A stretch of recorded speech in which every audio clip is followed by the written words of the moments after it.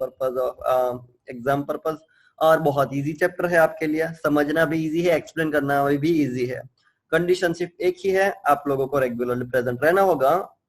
और मैं गारंटी दे सकता हूँ कि जो लोग रेगुलरली प्रेजेंट रहेंगे उन लोगों को शायद कोई भी दिक्कत नहीं आएंगी एग्जाम में, उसमें से कोई भी अगर क्वेश्चन पूछा गया तो चलिए बहुत ज्यादा डिस्कशन नहीं करते, स्टार्ट कर देते। स्टाफिंग क्या होता है? जनरली स्टाफिंग का मतलब होता है, बहुत सारे लोग स्टाफिंग को क्या कहते हैं, स्टाफिंग यानी क्या, अपनी कंपनी में जो भी एम्प्लॉइज की रिक्वायरमेंट है उन लोगों को लाकर जॉब पोजीशन दे देना, उसे स्टाफिंग बोलते हैं। हम हमारी जनरल लैंग्वेज में स्टाफिंग इसे कहते हैं, ठीक है। लेकिन अगर हम बात करें बिजनेस की लैंग्वेज में तो स्टाफिंग सिर्फ इतनी ही नहीं है, स्टाफिंग का बहुत ब्रॉड मीनिंग है जो कि यहाँ पर हम देखेंगे। स्टाफिंग का मीनिंग तो कुछ इस तरह से होता है। स्टाफिंग में क्या क्या होता है, देखो बहुत लोग क्या सोचते हैं कि स्टाफिंग का मतलब होता है कि एम्प्लॉय को ले आओ और उसे जॉब दे दो ना। स्टाफिंग में बहुत सारे स्टेप इन्वॉल्व होते हैं, like man power planning, recruitment करना, फिर उसके बाद सिलेक्शन करना, फिर उसके बाद ट्रेनिंग देना, फिर उसे कंपेंसेशन देना, प्रमोशन देना, मेंटेनेंस ऑफ मैनेजरियल पर्सनल। सो इतनी सारी एक्टिविटीज यहाँ पर इन्वॉल्व होती है स्टाफिंग में। कौन सी एक्टिविटीज? सबसे पहले आपको प्लानिंग करना होगा कि आपको कितने एम्प्लॉइज चाहिए, जिसे बोला जाता है मैन पावर प्लानिंग। फिर आप क्या करोगे, सबके पास से एप्लीकेशंस मंगवाओगे, तो उसे बोला जाता है रिक्रूटमेंट। जो एप्लीकेशंस आई है उसमें से आप क्या करोगे, आपको जो अच्छे लगेंगे उसे आप सिलेक्ट करोगे, उसे बोला जाता है सिलेक्शन। सिलेक्शन हो जाने के बाद जॉब असाइन करने से पहले आप उसे क्या दोगे, ट्रेनिंग दोगे, और देन आप उसे जॉब असाइन करोगे, और जॉब जैसे वो जो काम करेगा वैसे आप उसे कंपेंसेशन दोगे। अगर अच्छा काम करता तो आप उसे प्रमोशन देते हैं। एंड लास्टली जो आपने एम्प्लॉइज को हायर किया है उसे मेंटेन करना है, वो लोग आपके ऑर्गेनाइजेशन छोड़ के चली ना जाए, वो देखने की रिस्पॉन्सिबिलिटी आपकी होगी। सब स्टाफिंग में इतनी सारी एक्टिविटीज क्या होती है, इन्वॉल्व होती है। सो स्टाफिंग का जो हम नैरो मीनिंग समझ रहे हैं वो स्टाफिंग का सिर्फ उतना मीनिंग नहीं है, स्टाफिंग में इतनी सारी एक्टिविटीज इन्वॉल्व होती है। अब स्टाफिंग का मीनिंग लिखा गया है प्रॉपरली। अगर आपको स्टाफिंग का मीनिंग लिखना है तो आप लिख सकते हैं वाला, finding the right person for the right job.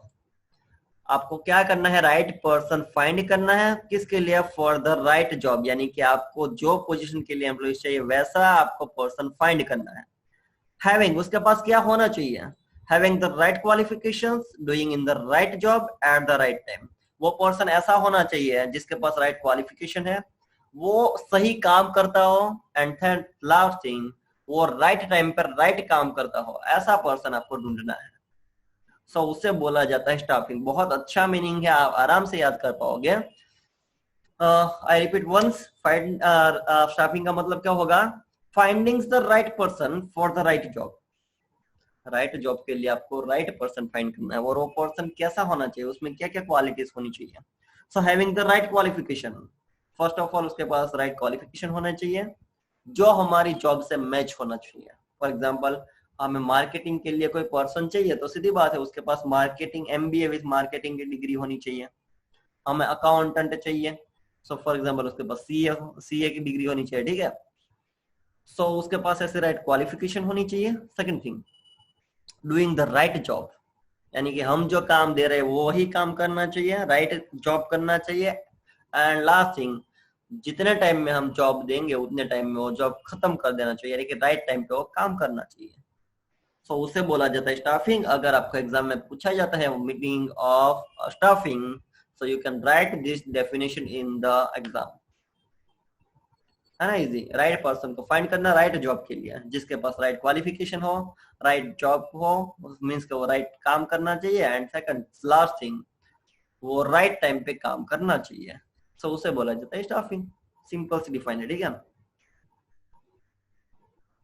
अब तो बहुत सारी डिफाइन है उसकी, वैसे तो देखो यहाँ पर भी एक डिफाइन लिखी गई है, a managerial function of filling and keeping filled position. एक मैनेजरियल फंक्शन है स्टाफिंग, और जिसका काम क्या है, जो पोजीशन खाली पड़ी है उसे फिल करना इन द ऑर्गेनाइजेशन स्ट्रक्चर। बहुत इजी डिफाइन, छोटी सी, लेकिन मेरी मानो तो एग्जाम में जब भी आप जब डेफिनेशन लिखने बैठो तो आपको ये डिफाइन लिखनी है। आपके लिए इजी भी है, थोड़ी सी लेंथ वाइज भी है और प्रॉपर एक्सप्लेनेशन भी है। ओके, और अगर आपको और भी डिफाइन चाहिए तो यहाँ पर बहुत सारी डिफाइन लिखी है, आप उसे रेफर कर सकते हो और इसमें से अभी अगर कोई डिफाइन आपको अच्छी लगती है तो आप लिख सकते हैं। ओके, सो अब देखते हैं importance of staffing, need of staffing, benefits of staffing या फिर एडवांटेजेस ऑफ स्टाफिंग। सारे कॉमन हेडिंग के नीचे ही आंसर्स आएंगे। आपको इंपॉर्टेंस पूछा गया, आपको नीड पूछी गई, आपको बेनिफिट्स पूछे गए या फिर आपको एडवांटेजेस ऑफ स्टाफिंग पूछा गया। कोई भी क्वेश्चन पूछा गया सबका आंसर कॉमन है और जो कॉमन आंसर है वो हम नीचे देखने वाले हैं। ठीक है, सो अगर आप प्रॉपरली राइट टाइम पर राइट पोजीशन पर राइट एम्प्लॉय को सिलेक्ट करते हो तो बेनिफिट क्या मिलेगा आपकी कंपनी को? क्या है स्टाफिंग का benefit? So first benefit is filling the roles by the obtaining component personnel. आपके यहाँ पर जो खाली पोजीशन पड़ी है, आपके यहाँ पर जो खाली पोजीशन पड़ी है उसको फिल करने का काम स्टाफिंग करता है। यानी कि आपकी कोई भी पोजीशन खाली नहीं रहेगी, वो देखने का काम कौन करेगा? स्टाफिंग करेगा, ताकि आपका कोई भी काम बीच में इंटरप्ट ना हो और सारे काम कंटिन्यूअसली चलते रहे। ठीक है, सो आपकी जो भी यहाँ पर पोजीशन खाली होगी उस पोजीशन को फिल करने का काम करेगा स्टाफिंग। लिखा ही है यहाँ पर, देखो, staffing function is needed to fill the job position. There will be no use of job position used unless and until these are occupied by the employees, and it's through a staffing function only that employees are appointed to fill the vacant job. तो staffing ही ऐसा एक function है जो आपकी company में खाली position पड़ी है उसे फिलअप करने का काम करेगा।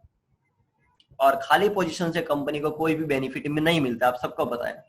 तो मान लो आपने बहुत बड़ा स्कूल बनाया है, ठीक है, और बहुत सारे क्लासेस, बहुत सारी फैसिलिटीज प्रोवाइड की है, बहुत सारे स्टूडेंट्स भी है, लेकिन प्रॉब्लम है कि जो उन स्टूडेंट्स को पढ़ाने वाले टीचर्स नहीं है, यानी कि उन लोगों की जॉब पोजीशन खाली पड़ी है। तो जब तक जॉब पोजीशन खाली पड़ी है कंपनी को कोई भी बेनिफिट नहीं मिलेगा। उस जॉब पोजीशन को फिल करने का काम कौन करेगा? Staffing function. सो फर्स्ट आपका एडवांटेज होगा कि जो खाली जगह पड़ी है उसे फिल करने का काम कौन करेगा? स्टाफिंग करेगा।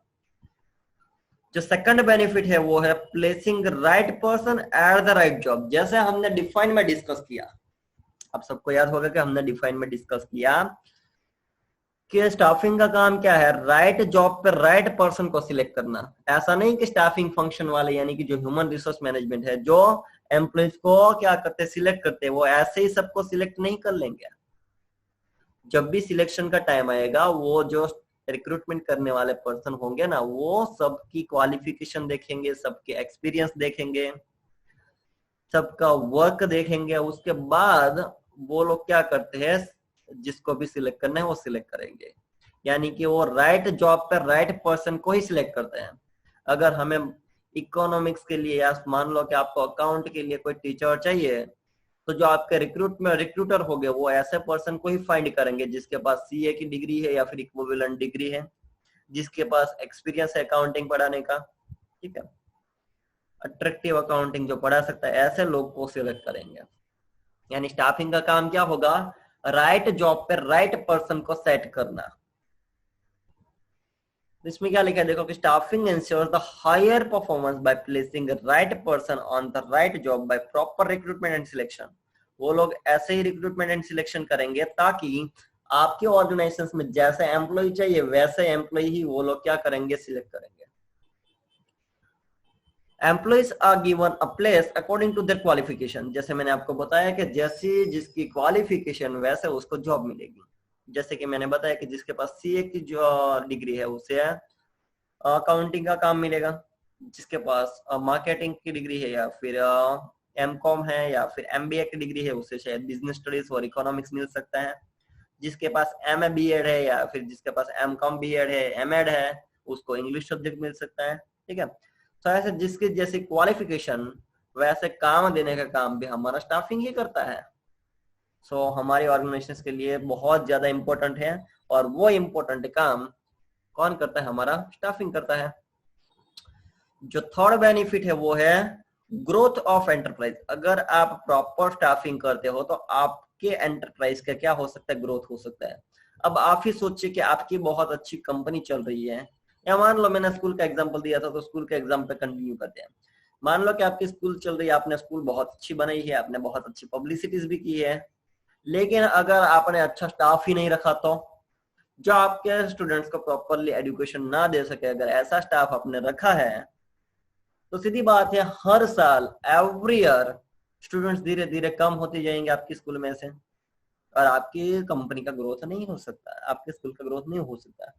तो अगर कंपनी का ग्रोथ करना है तो प्रॉपर स्टाफिंग होना चाहिए, प्रॉपर एम्प्लॉइज होने चाहिए, और वो प्रॉपर एम्प्लॉइज देने का काम हमारा स्टाफिंग करता है।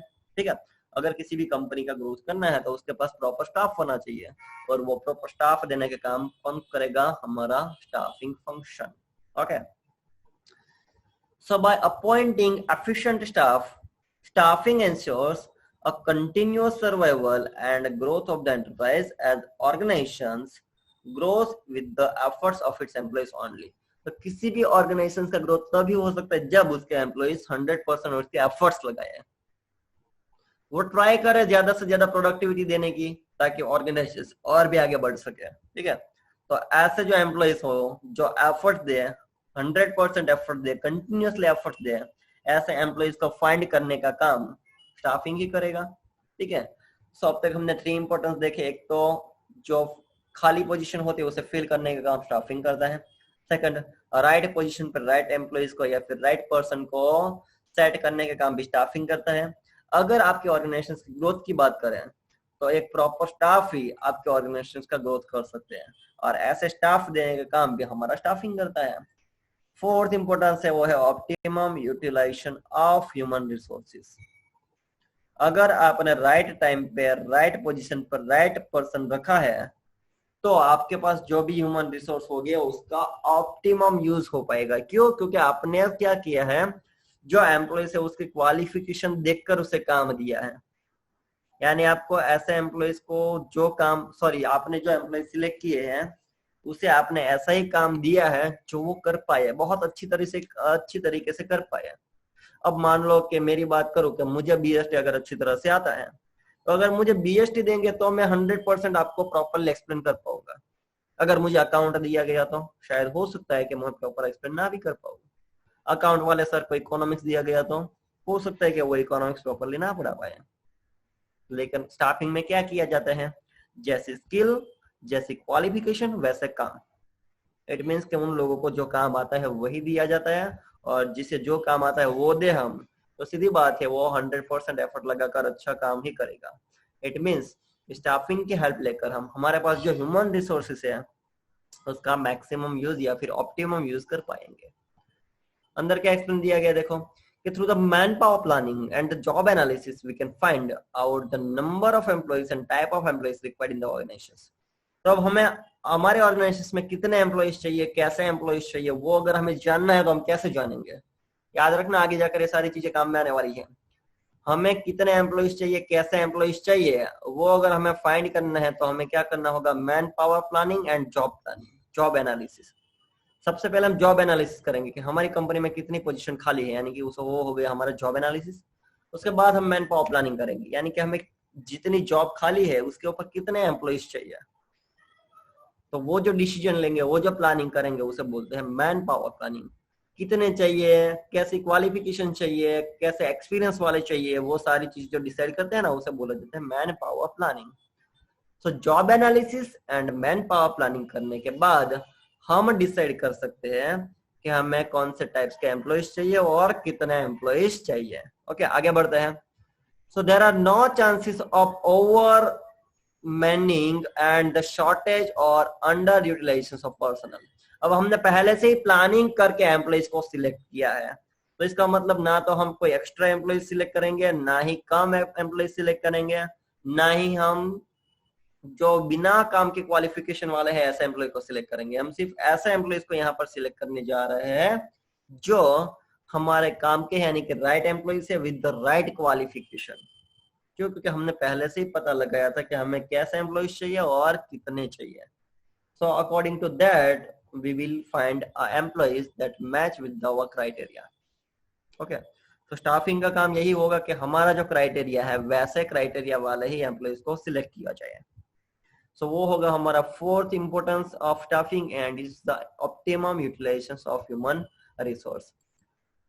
Now the fifth importance of staffing is help in competing. अब यहाँ पर लिखा है कि आप इजीली कंपटीशन कर पाओगे इन द मार्केट. अब कैसे स्टाफिंग का हेल्प लेकर आप कंपटीशन कर पाओगे? बहुत इजी थिंग है. देखो, the two organizations can easily acquire same type of physical and financial resources, but what helps organizations to win over the other is the efficient staff. अब देखो, बहुत अच्छी बात बताई गई यहाँ पर कि मान लो कि दो कंपनीज है, ठीक है. मान लो एक मेरी कंपनी से एक मेरे फ्रेंड की कंपनी है. दोनों के पास बहुत ज्यादा फाइनेंस है, बहुत ज्यादा पैसा है. मान लो, है नहीं, लेकिन मान लो बहुत ज्यादा पैसा है. तो उस पैसे का यूज करके शायद हम लोग सेम टाइप के रिसोर्सेस ला सकते हैं, सेम टाइप की मशीनरी ला सकते हैं, सेम टाइप की बिल्डिंग बना सकते हैं, सेम टाइप का रॉ मटेरियल ला सकते हैं. ठीक है, वो हम दोनों कॉमन थिंग कर सकते हैं. जो मैं चीज लाऊं वही चीज मेरा फ्रेंड भी ला सकता है. जैसी मशीनरी मैं लाऊं, मेरी तरीके से मशीनरी वो भी ला सकते हैं. जो मैं बिल्डिंग बनाऊं, जैसी बिल्डिंग बनाऊं वैसी बिल्डिंग वो भी बना सकता है. शायद वो सब पॉसिबल है. लेकिन what helps the organization to win over the others is the efficient staff. लेकिन दोनों में से जीतेगा कौन, दोनों में से आगे कौन निकलेगा? जिसके पास एफिशिएंट स्टाफ होगा. ये चीज दोनों को कॉमन नहीं मिल सकती. ये चीज दोनों को कॉमन नहीं मिल सकती, क्योंकि सभी लोगों की, सभी जो लोग हो गए ह्यूमन बीइंग, सभी की क्वालिफिकेशन, सभी की स्किल डिफरेंट होती है, सभी की थिंकिंग डिफरेंट होती है. तो मैं और मेरे फ्रेंड दोनों सेम टाइप के एम्प्लॉइज हायर नहीं कर पाएंगे. जिसके पास ज्यादा एफिशिएंट स्टाफ होगा, ज्यादा अच्छा स्टाफ होगा, वो आगे निकल जाएगा. समझ में आ रहा है? तो इस तरीके से कंपटीशन करने में भी आपको स्टाफ हेल्प कर सकता है. तो organisations with the efficient staff can easily win over it's competitor. जैसे मैंने आपको बताया कि जिस ऑर्गेनाइजेशंस के पास एफिशिएंट स्टाफ है, वो आराम से अपने कॉम्पिटिटर से आगे निकल सकता है. क्यों? क्योंकि दोनों के पास, अगर मान लो कि फिजिकल रिसोर्सेज तो सेम ही है, लेकिन स्टाफ पे डिपेंड है कि वो कैसे काम करते हैं. जिसका स्टाफ अच्छी तरीके से काम करेगा वो कंपनी आगे निकल जाएगी. जिसका स्टाफ अच्छी तरीके से काम नहीं करेगा वो कंपनी पीछे रह जाएगी. सो अगर मार्केट में कंपटीशन करनी है, फिर भी स्टाफिंग आपको हेल्प कर सकता है उस कंपटीशन करने में. नेक्स्ट जो टॉपिक है वो है improves job satisfaction and the moral of the employees. अब याद करो, हमने स्टाफिंग में देखा था बहुत सारी एक्टिविटीज की जाती है कि एक बार स्टाफ को आपने हायर कर लिया, उसके बाद आप उसे ट्रेनिंग देते हो ताकि वो प्रॉपर काम कर पाए. ट्रेनिंग देने के बाद आप उसे जॉब असाइन करते हो और जॉब जैसे काम करेगा वैसे आप उसे रेम्यूनरेशन देते हो. अगर अच्छा काम किया तो आप उसे प्रमोशन देते हो. ठीक है, तो ये सारी चीजें एम्प्लॉइज को क्या देती है? सेटिस्फेक्शन देती है कि चलो मेरी काम की यहाँ पर क्या हो रही है, वैल्यू हो रही है. अगर मैंने अच्छा काम किया तो मुझे प्रमोशन दिया जाता है, मुझे कोई काम नहीं आता तो उसकी मुझे ट्रेनिंग दी जाती है. सो ऐसे स्टाफिंग आपके एम्प्लॉइज को सेटिस्फेक्शन दिलाने में हेल्प करता है, क्योंकि वो स्टाफिंग का एक पार्ट है. ट्रेनिंग देना, उससे रेम्यूनरेशन देना, उससे क्या करो आप, प्रमोशन दो. ठीक है, तो ऐसी सारी चीज जिससे एम्प्लॉइज को क्या मिल सकता है? सेटिस्फेक्शन. और वो सेटिस्फेक्शन देने का काम भी हमारा स्टाफिंग ही करता है.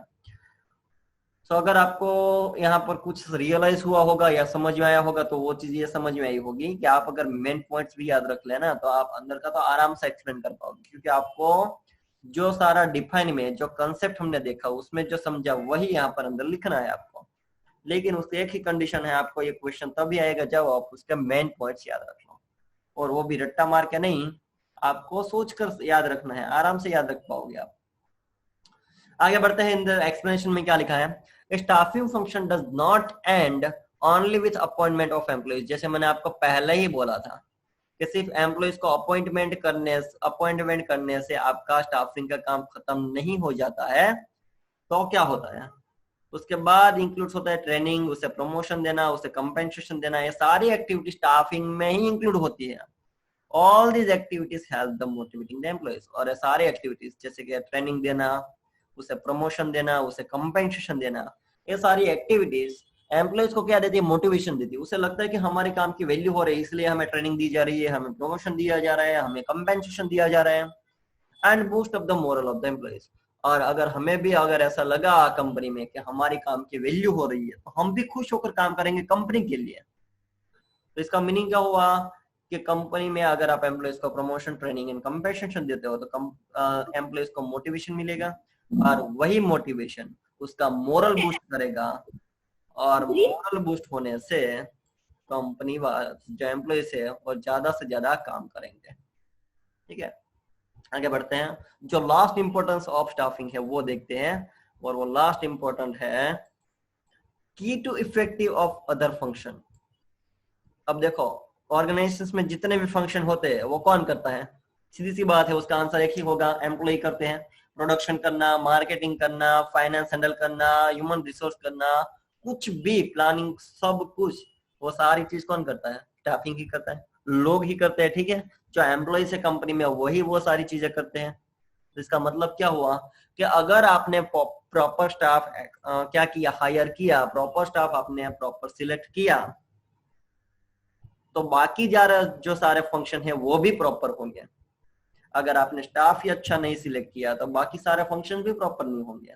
और अगर आपने एक बार स्टाफ अच्छा हायर कर लिया तो कंपनी के बाकी सारे फंक्शन है वो सारे फंक्शंस भी प्रॉपर ही होंगे, क्योंकि आपने स्टाफ ही ऐसा सिलेक्ट किया है जो अच्छी तरीके से काम करे। तो अच्छा स्टाफ आया है तो बाकी सारे फंक्शंस भी अच्छी तरीके से हो सकते हैं। बहुत इजी है इसे एक्सप्लेन करना। चलिए देखते हैं अंदर क्या लिखा है कि no other function of the management can be carried out without efficient staffing function। जैसे मैंने बताया कि मैनेजमेंट के बाकी सारे फंक्शंस प्रॉपर नहीं हो सकते, परफॉर्म नहीं किए जा सकते जब तक आपके पास स्टाफ नहीं है। यानी कि स्टाफिंग का फंक्शन परफॉर्म किए बिना आप मैनेजमेंट का कोई भी फंक्शन परफॉर्म नहीं कर सकते हैं। रीजन क्या है? Because all the functions are performed by the human beings and human beings join the organizations by staffing function only। क्योंकि ऑर्गेनाइजेशंस के जितने भी फंक्शंस है वो सारे फंक्शंस किसके साथ जुड़े हुए हैं? ह्यूमन बीइंग के साथ। और ह्यूमन बीइंग तभी आपके ऑर्गेनाइजेशंस में आएंगे जब आपका स्टाफिंग फंक्शन परफॉर्म किया जाएगा। यानी कि सबसे पहले स्टाफिंग का फंक्शन परफॉर्म किया जाता है और बाद में मैनेजमेंट के बाकी सारे फंक्शंस परफॉर्म हो सकते हैं। ओके, सो यहाँ पर आपका स्टाफिंग का इंपॉर्टेंस खत्म हो रहा है। स्टाफिंग का मतलब क्या था, एक बार छोटा सा रिवीजन कर लेते। स्टाफिंग का मतलब था राइट पर्सन को सिलेक्ट करना एट द राइट टाइम, या फिर राइट पर्सन को सिलेक्ट करना फॉर द राइट जॉब, और ऐसे पर्सन को सिलेक्ट करना है जिसके पास क्या हो, राइट क्वालिफिकेशन हो, जो अच्छा काम करता हो एंड राइट टाइम पे वो काम करके देता हो। ऐसा पर्सन को आपको सिलेक्ट करना है जिसे बोला जाता है स्टाफिंग। ठीक है, आपको ये डिफाइन बहुत अच्छी तरीके से याद रखनी है। और सेकंड थिंग, स्टाफिंग में कौन सी एक्टिविटीज इन्वॉल्व होती है? सबसे पहले आप मैन पावर प्लानिंग करो, उसके बाद उसका रिक्रूटमेंट करो, रिक्रूटमेंट करने के बाद सिलेक्शन करो, उसके बाद उसे ट्रेनिंग दो, ट्रेनिंग देने के बाद उसे कंपेंसेशन दो, उसके बाद उसे प्रमोशन दो, और लास्ट में उन लोगों को क्या करो, मेंटेन करो। ये सारे स्टेप है। आगे एक क्वेश्चन आने वाला है प्रोसेस ऑफ स्टाफिंग, उसी के सारे पॉइंट्स है। ठीक है, तो आपको पॉइंट्स अगर याद रह गए तो आपको स्टाफिंग की प्रोसेस भी याद इजीली रह जाएगी। ओके, और आज के लिए इतना ही। नेक्स्ट लेक्चर में आगे देखेंगे, लेकिन तब तक जो भी एक्सप्लेन किया है मैंने वो आपको एक बार रिवीजन कर लेना है ताकि आपको आगे का क्वेश्चन प्रॉपर्ली समझ में आए। आपको करना क्या होगा, मीनिंग ऑफ स्टाफिंग करना होगा और साथ में इंपॉर्टेंस ऑफ स्टाफिंग, ये दोनों चीजें आपको एक बार प्रॉपर्ली लर्न कर लेनी है। ठीक है।